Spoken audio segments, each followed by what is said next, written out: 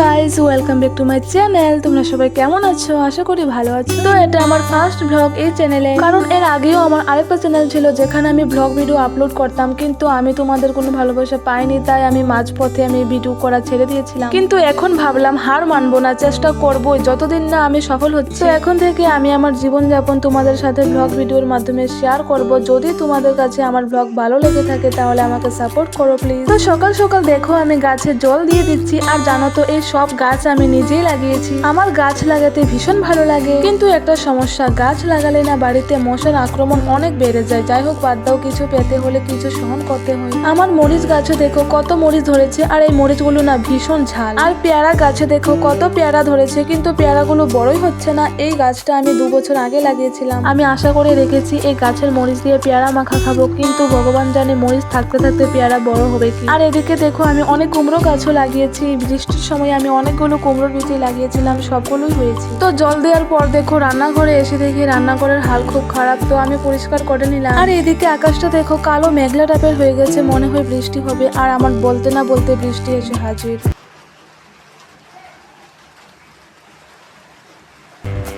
তো তারপর দেখো মা এদিকে রান্না করছে, আর আমি স্নান করে ভাত খেতে বসে গেলাম। আর আজকে মা রান্না করেছে মাছের ডিম ভাজা, মাছের পেঁয়াজি, শুটকি তরকারি, আর মাছ দিয়ে কামাঙ্গা দিয়ে মাছের টক। তো দেখো আমি খেয়ে দিয়ে পড়ানোর জন্য বেরিয়ে পড়লাম 2টার সময়, আর বাড়িতে আসবো প্রায় 8টা। তো ফাইনালি দেখো আমি বাড়ি চলে এসেছি আর ফ্রেশও হয়ে গেলাম। তো সো বাই এভরিওয়ান বন্ধুরা, আজকের ব্লগটা এখানেই শেষ করছি। তোমাদের আমার ভিডিওটা কেমন লেগেছে কমেন্টে জানিও। আর তোমরা সবাই ভালো থেকো, আমি ফিরে আসছি একটা নতুন ব্লগ নিয়ে। টাটা।